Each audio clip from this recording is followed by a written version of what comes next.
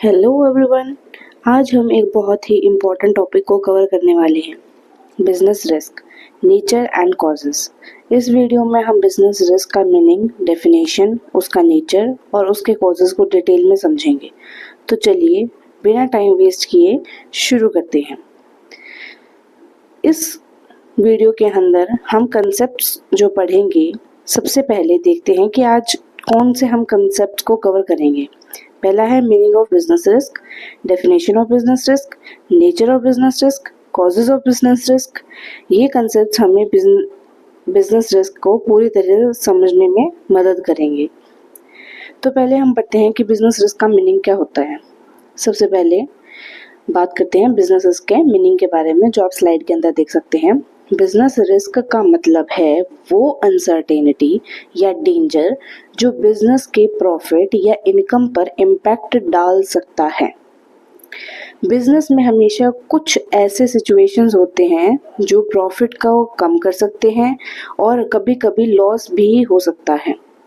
इन्हीं uncertain situations को हम बिजनेस रिस्क कहते हैं।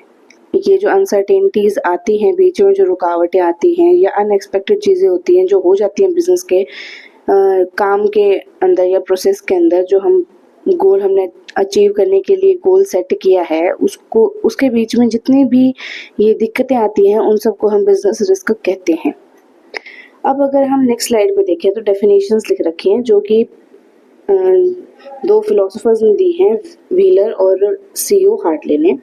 बट अगर मैं इनको शब्दों में डिफाइन करूं कि शब्दों में इनको क्या कैसे डिफाइन किया जाएगा, तो वो ये है कि business risk is the possibility of inadequate profits और even losses due to uncertainties और unexpected events in business activities.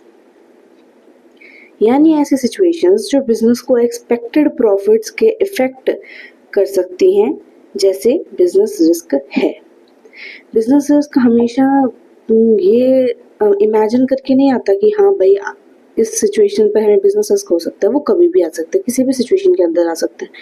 और अगर आपने खुद अपनी बिजनेस को एक एज्यूम कर लीजिए या फिर आपकी फैमिली में कोई बिजनेस करता हो, तो उसमें देख लीजिए कि आपको कितनी चीज़ों को डील करना पड़ता है। उनसे एक बार थोड़ा सा जानकारी लेकर के देखिए तो आपको बहुत सारी चीज़ों को पता लगेगा। तो अब हम नेक्स्ट बात करते हैं नेचर, बिजनेस रिस्क के नेचर के बारे में। पहला, सबसे पहले रिस्क अनसर्टेनिटीज का रिजल्ट होता है। बिजनेस में फ्यूचर फिक्स्ड नहीं होता, बहुत सारी अनसर्टेनिटीज होती हैं, जैसे मार्केट कंडीशंस, कस्टमर्स का टेस्ट, प्राइजेस, कंपटीशन एक्सेट्रा। दूसरा है रिस्क हर बिजनेस का एक एसेंशियल पार्ट है। चाहे कोई भी बिजनेस हो, बड़ा या छोटा, रिस्क हमेशा इन्वॉल्व होता है। थर्ड है हमारे रिस्क का डिग्री बिजनेस के साइज के ऊपर डिपेंड करता है। बड़े बिजनेसेस में इन्वेस्टमेंट ज़्यादा होता है तो रिस्क भी ज़्यादा होता है, छोटे फर्म्स में कंपैरेटिवली कम होता है। फोर्थ हम बात करेंगे प्रॉफिट रिस्क लेने का रिटर्न होता है। जितना बड़ा रिस्क उतना बड़ा प्रॉफिट मिलने का चांस होता है, इसी वजह से प्रॉफिट को रिवॉर्ड ऑफ रिस्क भी कहा जाता है। फिफ्थ हम बात करेंगे रिस्क का लेवल बिजनेस के नेचर पर डिपेंड करता है। जैसे मैन्युफैक्चरिंग बिजनेस में प्रोडक्शन रिलेटेड रिस्क ज़्यादा होता है, ट्रेडिंग में प्राइस फ्लक्चुएशंस का रिस्क होता है। तो ये सारी चीज़ें थी जो हमने बिजनेस रिस्क के नेचर के बारे में पढ़ी कि उसके अंदर क्या क्या चीज़ें आ सकती है। तो ये सारी चीज़ें आप डेफिनेशन के साथ जोड़कर भी देख सकते हैं।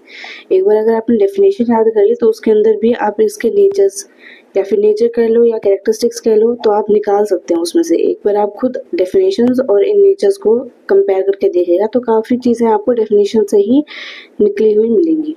और सिर्फ रिस्क इसी टॉपिक की नहीं, बल्कि अभी तक जितने भी अपने टॉपिक पढ़े हैं 2-3 वीडियोस के अंदर, उन सब के अंदर आप एक बार उनकी डेफिनेशंस देखिएगा तो आपको बहुत ज़्यादा समझ में आएगा कि हाँ, कैरेक्टरिस्टिक्स, नेचर, पर्पस, कुछ ना कुछ इनमें डेफिनेशन से जुड़ा हुआ है।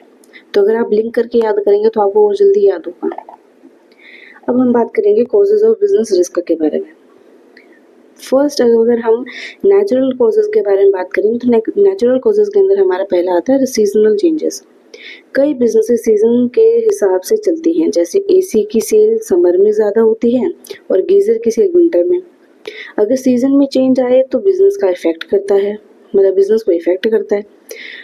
अब सेकंड बात करते हैं जियोलॉजिकल चेंजेस के बारे में, जैसे अर्थक्वेक, लैंडस्लाइड्स, वोल्केनिक इरप्शंस जैसे जियोलॉजिकल चेंजेस भी बिजनेस को बैडली इफेक्ट या बहुत गंदे तरीके से लॉस में डाल सकते हैं बिजनेस को, ठीक है। नेक्स्ट हम बात करेंगे other natural calamities. Natural calamities क्या क्या हो सकती हैं, जैसे फ्लड्स, ड्रॉट्स, साइक्लोन्स या हुरिकेन्स जैसे प्राकृतिक आपदा, जिसे हम कहते हैं ना प्राकृतिक आपदा, अगर वो भी आ जाए ना तो भी बिजनेस को लॉस में डाल सकती है या रिस्क में डाल सकती है।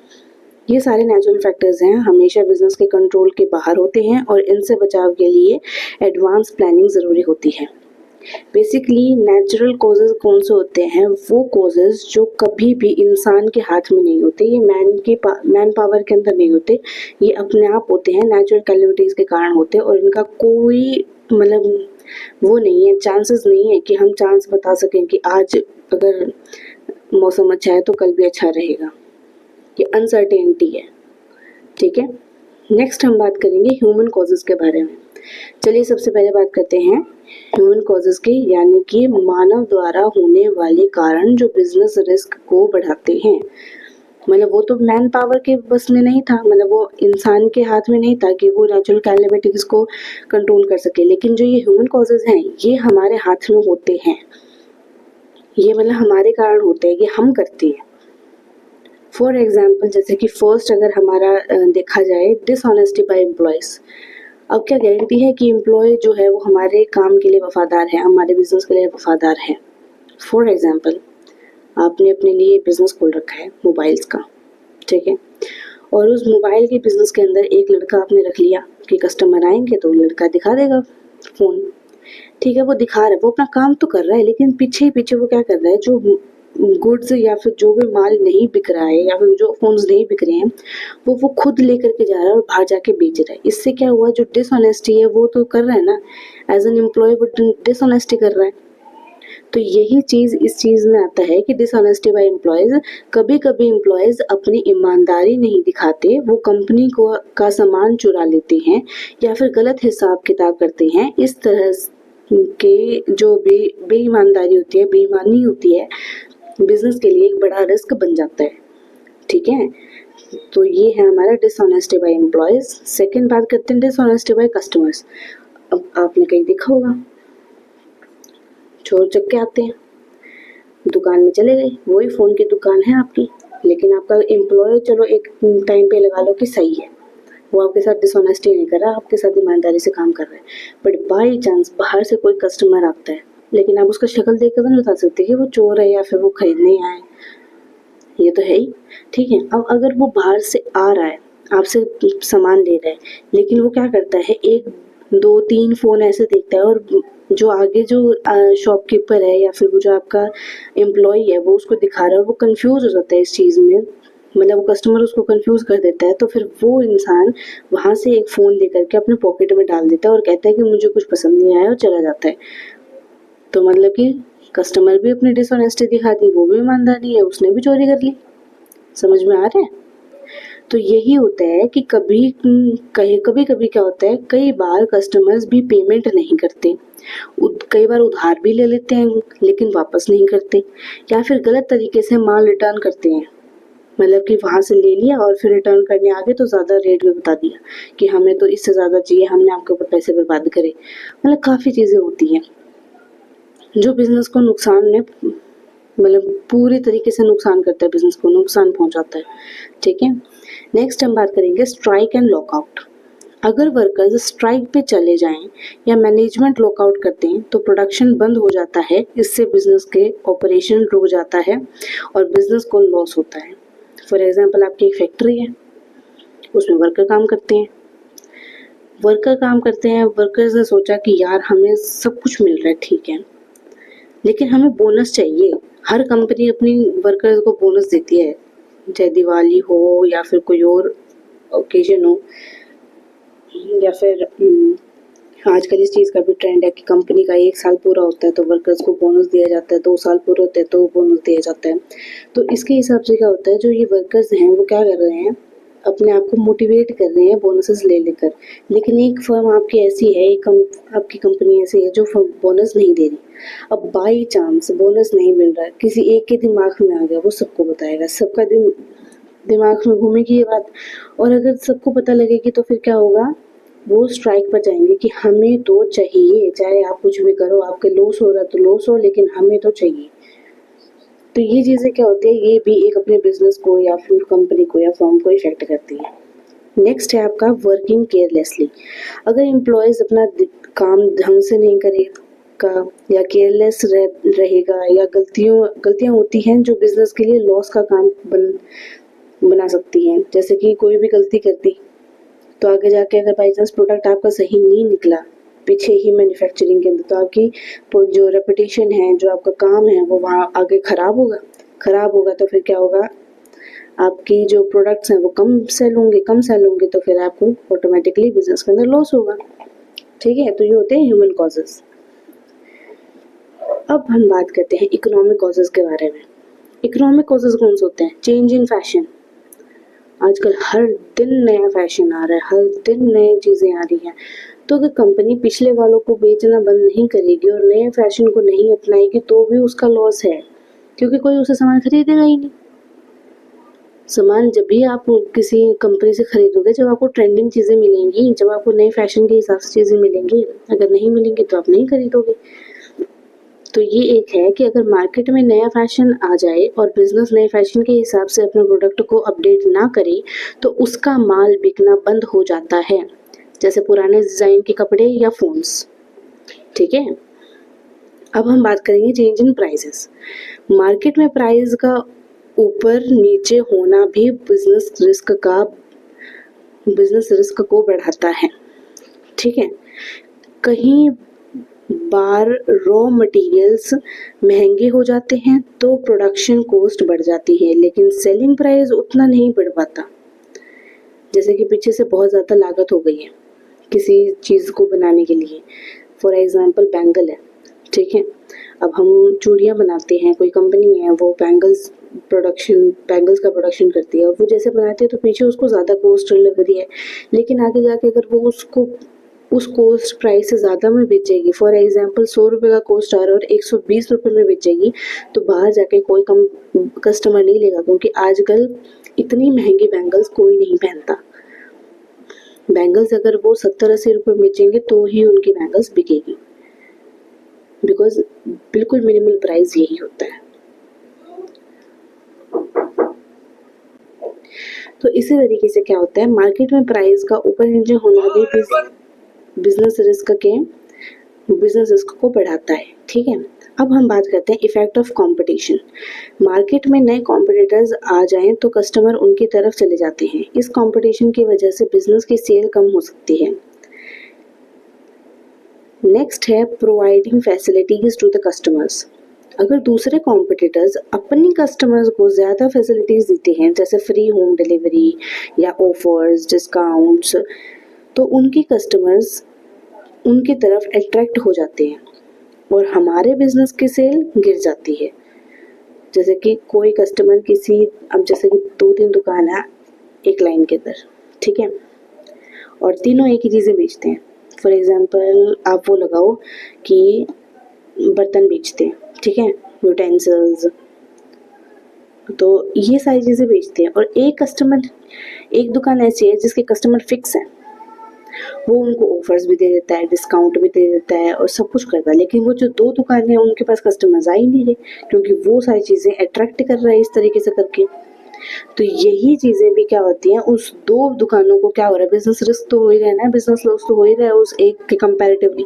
वो एक तो ज़्यादा कमा रहा है और वो 2 कम कमा रहे हैं, क्योंकि उनके ऊपर तो कोई सेल प्रॉफिट वगैरह कुछ है ही नहीं, ऑफर डिस्काउंट सेल कुछ तो हो जिससे और कस्टमर्स अट्रैक्ट हों। वो तो जो फिक्स प्राइस कर दिया उसी पे बेच रहे हैं, लेकिन जो वो तीसरा दुकान वाला है वो क्या कर रहा है, वो ऑफर्स के ऊपर बेच रहा है, सेल के ऊपर बेच रहा है, डिस्काउंट दे रहा है, और जो कस्टमर्स फिक्स है उनको और डिस्काउंट दे रहे हैं।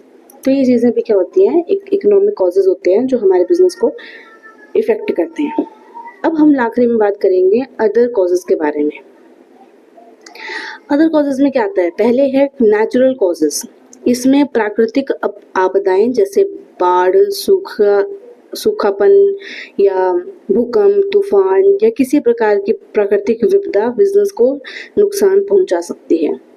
समझ में आया आपको? मतलब कि कोई भी नेचुरल कैलेमिटीज, जो भी मतलब फ्लड, वोल्केनो, ये सारी चीज़ें क्या होती हैं, नुकसान करती हैं बिजनेस को, जैसे हमने फर्स्ट नेचुरल कॉजेज के अंदर पढ़ा था।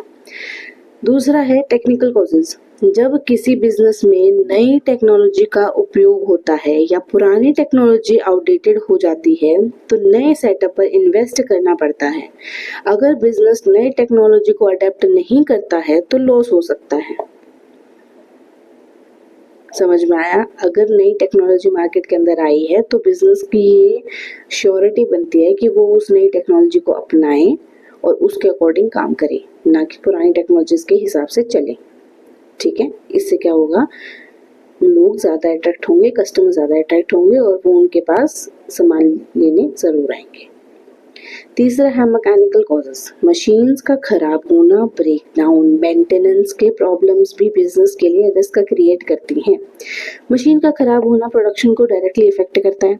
ठीक है? अगर बाई चांस किसी फॉर्म के अंदर या बिजनेस के अंदर ये मशीन्स खराब हो जाती हैं या मशीन डेप्रिशिएट हो रही है हर साल और इतनी पुराना, या फिर कई बार क्या होता है इतनी पुरानी हो गई कि अब उसका जंग लग गया, उस पर चलना बंद हो गया या फिर कोई और दिक्कत आ रही है, तो वो भी एक क्या है, मतलब दिक्कत है, बिजनेस के लिए रिस्क है, बिजनेस के लिए लॉस है। आखिरी और फोर्थ हमारा जो मैनेजरल कॉजेज है उसमें क्या है कि बिजनेस के मैनेजमेंट में अगर डिसीजन गलत हो जाए, अगर बिजनेस के अंदर मैनेजमेंट कर रहे हैं और मैनेजमेंट के अंदर कोई भी डिसीजन अगर गलत ले लें, हम कोई भी चीज़ हम गलत ऑब्जर्व करके और उसके ऊपर गलत डिसीजन ले लिया जाए, प्लानिंग सही ना हो या फिर उसके लिए जो हम प्लानिंग करते हैं वो भी सही ना हो या मैनेजमेंट की गलती हो, तो भी बिजनेस को बड़ा नुकसान उठाना पड़ सकता है। तो बिजनेस अपने लॉस को सफ़र करेगा। अंडरस्टूड? ये था हमारा अदर कॉजेस। तो फाइनली दोस्तों, ये था हमारा आज का टॉपिक, बिजनेस रिस्क और उसके डिफरेंट कॉजेस के बारे में। अगर आपको ये वीडियो पसंद आई हो तो लाइक करें, कमेंट करके अपना फीडबैक दें और मेरे यूट्यूब चैनल को सब्सक्राइब करना ना भूलें ताकि आपको और भी हेल्पफुल और इन्फॉर्मेटिव वीडियोस मिल सकें। मिलते हैं नेक्स्ट वीडियो में एक नए टॉपिक के साथ, एक नए चैप्टर के साथ एक्चुअली। ओके, तब तक के लिए धन्यवाद, थैंक यू। और अगर आपने पहली वीडियोस नहीं देखी हैं तो please please please it's a humble request कि पहले की वीडियोस जाकर को देखें, उससे आपको और ज़्यादा समझ में आएगा और इस पूरे चैप्टर के लिए आप एक नॉलेजेबल माइंड क्रिएट कर पाएंगे अपना और सारे क्वेश्चंस का आंसर दे पाएंगे। तो कोई बड़ी बात नहीं है, एक बार के लिए अगर आपको टाइम लगाना पड़े तो एक बार टाइम लगा लो, उसके बाद आपको ज़रूरत नहीं पड़ेगी बार बार इन वीडियोज़ को देखने की, ये मेरी श्योरिटी है। लेकिन अगर आपको कोई डाउट आता है तो please please please do ask, because without asking मुझे नहीं समझ में आएगा कि आप क्या चाह रहे हो, क्या पूछना चाहते हो, क्या आपके मन में डाउट है, क्या नहीं। So thank you for it and all the best.